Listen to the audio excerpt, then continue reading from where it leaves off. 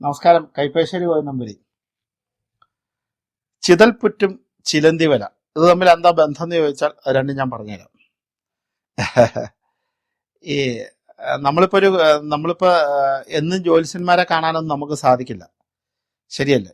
അല്ലെങ്കിൽ എന്നും നമുക്ക് രാശി വെച്ച് നോക്കാൻ പറ്റില്ല ദൈവാധീനം കുടുംബത്തുണ്ടോ എന്ന്. അങ്ങനെ ഒത്തിരി ആൾക്കാരുണ്ട്. പ്രത്യേകിച്ച് കാരണമെങ്കിലും ഒന്നുമില്ലെങ്കിലും തിരുമേനി ദൈവാധീനം ഉണ്ടോ കുടുംബത്ത്, എല്ലാവർക്കും കുഴപ്പമൊന്നുമില്ലോ എന്ന് ഇടയ്ക്കിടയ്ക്ക് നോക്കുന്ന ഒരുപാട് വിശ്വാസികളുണ്ട്. എന്തുകൊണ്ടാന്ന് വെച്ചാൽ നാളെ ഒരു കുഴപ്പം വരരുത് എന്ന് ആഗ്രഹിക്കുന്നവർക്ക്. അപ്പൊ അവർക്ക് അവരുടെ എന്താ പറയുക, വിശ്വാസത്തിന്റെ കണ്ണിലൂടെ നോക്കിക്കഴിഞ്ഞാൽ അവരുടെ കുടുംബത്ത് തന്നെ ആത്മീയത കുറയുന്നതിന്റെ, ദൈവാധീനം കുറയുന്നതിന്റെ ഭാഗമായിട്ട് അവർക്ക് ദർശിക്കാൻ പറ്റുന്ന രണ്ട് സാധനങ്ങളാണ് ചിതൽപുറ്റും ചിലന്തിവലയും. അമിതമായ ചിലന്തിവല നമ്മുടെ കുടുംബത്ത് കൂടുകൂട്ടുന്നുണ്ടെങ്കിൽ നമുക്ക് മനസ്സിലാക്കാം അവിടെ ആത്മീയതയ്ക്ക് കുറവ് വന്നു, അവിടെ ദൈവാധീന പ്രവൃത്തികൾക്ക് കുറവ് വന്നിട്ടുണ്ട്, അമ്പലത്തിൽ പോക്കിന് കുറവ് വന്നിട്ടുണ്ട്, നാമജപാദികൾക്ക് കുറവ് വന്നിട്ടുണ്ട്. കണ്ടമാനം ചിലന്തിവല കൂട്ടുന്നിടത്ത് മുഴുവൻ ദുരിതങ്ങളുടെ കാരകത്വം വഹിക്കും എന്നാണ് പറയുന്നത്. അതുപോലെ ചിതൽപുറ്റ് എന്ന് പറഞ്ഞാൽ നമ്മുടെ തടിയിൽ വരുന്ന ചിതൽപുറ്റ് മാത്രമല്ല, നമ്മുടെ പറമ്പുകളിൽ പുറ്റുകൾ വന്നാലും, പറമ്പുകളിൽ പണ്ട് പറയും പറമ്പ് പുറ്റ് വന്ന സർപ്പബന്ധമുണ്ട് എന്ന് പറയും. സർപ്പക്കാവുകൾ എന്ന് പറഞ്ഞിട്ടുണ്ടെങ്കിൽ നമുക്ക് മനസ്സിലാക്കാം നമ്മുടെ ഭൂമിയുടെ സംരക്ഷണത്തിനായിട്ട് ഉണ്ടായ ഈശ്വരന്മാരാണ് സർപ്പദൈവങ്ങൾ. വളരെ വളരെ എന്താ പറയണ, ആയുർവേദ മരുന്നുകൾ ഉൾപ്പെടുന്ന വൃക്ഷലതാദികൾ വെച്ച് പിടിപ്പിച്ച് ഉണ്ടാക്കുന്ന കാവുകൾ ആണ് സർപ്പക്കാവായിട്ട് അറിയപ്പെടുന്നത്. ആ സർപ്പക്കാവ് തന്നെ നമ്മുടെ ഏറ്റവും കൂടുതൽ ഭൂമിയിൽ ഓക്സിജനെ സപ്ലൈ ചെയ്യാനും ഭൂമിയുടെ സന്തുലനാവസ്ഥ പാലിക്കാനും ഈ സർപ്പക്കാവുകൾ കാരണമായി. ആ സർപ്പം ഒരു ഏരിയയുടെ മുഴുവൻ ഈശ്വരനായിട്ടാണ് കണക്കാക്കപ്പെടുന്നത്. ആ സർപ്പദോഷം പല ലോകത്ത് ഏത് ഭൂമിയിലും നമുക്ക് തപ്പിയാൽ കാണാവുന്നതാണ്.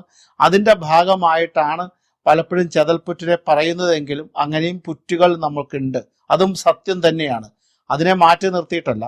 പക്ഷെ ഒരു സ്ഥലത്തല്ല, നിരവധി സ്ഥലത്ത് പുറ്റുകളോ വന്നു തുടങ്ങുന്നുണ്ടെങ്കിൽ അത് നമ്മുടെ കുടുംബത്ത് കഷ്ടകാലത്തിന്റെ ലക്ഷണമാണ് എന്നാ പറയുന്നത്. ഒരു സ്ഥലത്ത് ഇപ്പോൾ കന്നിരാശിയിലോ മീനൻ രാശിയിലോ ആണെങ്കിൽ സർപ്പബന്ധമുള്ള കുടുംബമാണ് എന്ന് നമുക്ക് പറയാൻ പറ്റുമെങ്കിലും അങ്ങനെ പ്രത്യേകിച്ച് രാശിയൊന്നും ഇല്ലാതെ പറമ്പിൽ നിറച്ച് ചിതൽപുറ്റുകൾ പല സ്ഥലങ്ങളിൽ കാണുന്നുണ്ടെങ്കിൽ ഈശ്വരാംശം, ദൈവാംശം കുറയുന്ന തറവാടുകളിലാണ് അത് കാണുന്നത് എന്നാണ് പറയുന്നത്. അപ്പൊ അതുകൊണ്ട് അങ്ങനെയുള്ള വിഷയത്തെ നമ്മൾ നോക്കി കാണുമ്പോൾ അത് നമ്മളൊന്ന് ശ്രദ്ധിക്കേണ്ടതാണ് എന്നാണ് പറയുന്നത്. അതുപോലെ തന്നെ ചിലന്തിവലയും നമ്മൾ ശരിക്കും എത്ര ആഴ്ചയിൽ ഒന്ന് തൂത്താലും ഒരാഴ്ച കഴിയുമ്പോഴത്തേക്കും ചിലന്തിവല നിറയുന്നുണ്ട് എങ്കിൽ ആ ചിലന്തിവല എന്ന് പറയുന്നത് തന്നെ അതൊരു ജീവിയാണ്, അത് വലയിലാണ് ജീവിക്കണത്. ഇപ്പോഴത്തെ എന്താ പറയണ നിരീശ്വരവാദികൾക്ക് പറയാം അവർക്ക് അങ്ങനെയാണ് അവർ വല കൂട്ടണത്, അവരങ്ങനെയാണ് ജീവിക്കണത്, അത് ദൈവമായിട്ട് എന്താ ബന്ധം എന്നൊക്കെ ചോദിച്ചാൽ ദൃഷ്ടാന്തത്തിൽ നിമിത്തശാസ്ത്രത്തിൽ പല കാരണങ്ങളും നിമിത്തോപാധികളായിട്ടാണ് നമ്മളെ മനസ്സിലാക്കുന്നത്. നിമിത്തശാസ്ത്രം വായിച്ചാൽ മനസ്സിലാക്കും പല നിമിത്തങ്ങളും പിന്നെ വരാനുള്ള കാരണങ്ങളെ ചൂണ്ടിക്കാണിക്കും. അത് ഒരു വിശ്വാസത്തിന്റെ ഭാഗമാണ്, അത് നമുക്ക് അനുഭവങ്ങളുടെ പാഠമാണ്. അങ്ങനെയാണ് അനുഭവത്തിന്റെ പാഠത്തിലൂടെയാണല്ലോ നിരവധി ശാസ്ത്രരേഖകൾ ഉണ്ടാക്കി വെച്ചിരിക്കുന്നത്. അല്ലെങ്കിൽ ഇന്ന മരുന്ന് കഴിച്ചാൽ ഇന്ന രോഗം മാറും, അല്ലെങ്കിൽ ഇന്ന ലക്ഷണം വന്നാൽ അത് ഇന്ന രോഗമായിരിക്കുന്ന പല അനുഭവങ്ങൾ പഠിച്ചു വെച്ചുകൊണ്ടാണല്ലോ ഡോക്ടർമാർ പറഞ്ഞത്. എന്ന് പറഞ്ഞ പോലെ തന്നെ ആത്മീയതയിലെ കൂടുതലായിട്ട് ചിലന്തിവലകൾ നമ്മുടെ കുടുംബ പരിസരത്തോ കാണുന്നുണ്ടെങ്കിൽ അവിടെ ക്ഷേത്ര ദർശനത്തിന് കുറവ് വന്നിട്ടുണ്ട്, അല്ല ക്ഷേത്ര ദർശനം ചെയ്യണമെങ്കിൽ അതിന്റെ ശക്തി പോരാ എന്ന് തെളിയിക്കപ്പെടുന്നു. അപ്പൊ അങ്ങനെയൊക്കെ കണ്ടു കഴിഞ്ഞാൽ നിങ്ങൾ എന്താ ചെയ്യേണ്ടത്? ഇനി അതാണ് അത് ചെയ്യാൻ പറ്റുന്ന ഏറ്റവും കൂടുതൽ നിങ്ങളുടെ കുടുംബത്ത് നാമജപാദികൾ വർദ്ധിപ്പിക്കുക എന്നുള്ളതാണ്. നാമജപാദികൾ ഏറ്റവും കൂടുതൽ വർദ്ധിപ്പിക്കണം എന്ന് വെച്ച് കഴിഞ്ഞാൽ അത് ഒരു കലിയുടെ പരീക്ഷണം തന്നെയാണ്. ഏറ്റവും കൂടുതൽ ഹരേ രാമ രാമ രാമ ഹരേ ഹരേ, ഹരേ കൃഷ്ണ കൃഷ്ണ കൃഷ്ണ ഹരേ ഹരേ.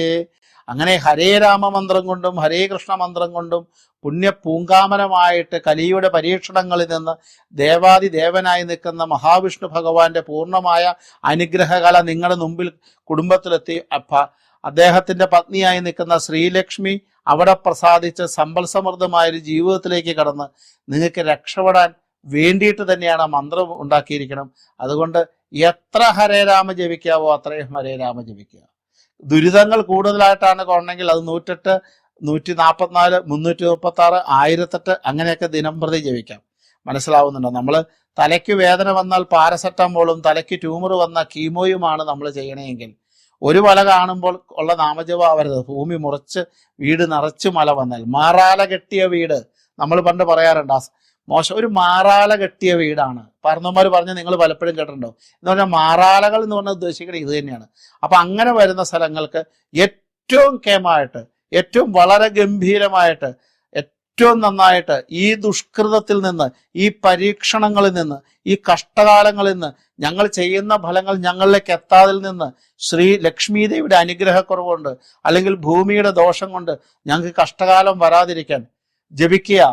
ഭഗവാൻ മഹാവിഷ്ണുവിനെ ഓർത്ത്, ശ്രീരാമചന്ദ്രസ്വാമിയെ ഓർത്ത്, കൃഷ്ണ ഭഗവാനെ ഓർത്ത്, സമാധാനത്തിന്റെ കാരകനായി നിൽക്കുന്ന, അതായത് ഭക്തനെ ഒരിക്കലും കൈവിടാതെ എല്ലാ സമൃദ്ധിയും തരുന്ന ഭഗവാനന്മാരെ ഓർത്തുകൊണ്ട് ഹരേ രാമ ഹരേ രാമ രാമ രാമ ഹരേ ഹരേ, ഹരേ കൃഷ്ണ കൃഷ്ണ കൃഷ്ണ ഹരേ ഹരേ, അവരെ ഓർത്ത് ജപിച്ചുകൊണ്ട് ആ കഷ്ടകാലങ്ങളിൽ നിന്ന്, ആ വരാനുള്ള ദുരിതങ്ങളിൽ നിന്ന്, ആ വരാനുള്ള സങ്കടങ്ങളിൽ നിന്ന്, ആ വരാനുള്ള വേദനകളിൽ നിന്ന് നമുക്ക് മുക്തി നേടാൻ പറ്റും, നമുക്ക് രക്ഷപ്പെടാൻ പറ്റും, അവിടുന്ന് നമുക്ക് ഓടി അകലാൻ പറ്റും. അപ്പൊ അതിന് ഏറ്റവും പുണ്യമായ മന്ത്രമാണ് ഹരേ രാമ, ഏറ്റവും പുണ്യമായി നിൽക്കുന്ന കീർത്തനമാണ് ഹരേ രാമ. നല്ല സർവ്വസങ്കടങ്ങളിൽ നിന്നും പെട്ടെന്നുള്ള രക്ഷക മന്ത്രമാണ് ഹരേ രാമ. അതുകൊണ്ട് നിങ്ങൾ അത് ശ്രദ്ധിക്കണം. അപ്പൊ അതുകൊണ്ട് അങ്ങനെ കാണുന്നവര് അത് നിർബന്ധമായും ജപിക്കണം. അതുപോലെ വീടിന് എന്താ പറയണേ, ഗ്രഹദോഷങ്ങൾക്ക് ഒരുപാട് കാണുകയാണെങ്കിൽ ഇടയ്ക്കൊരു ഗണപതി ഹോമമൊക്കെ കഴിപ്പിക്കുന്നത് നല്ലതാണ്.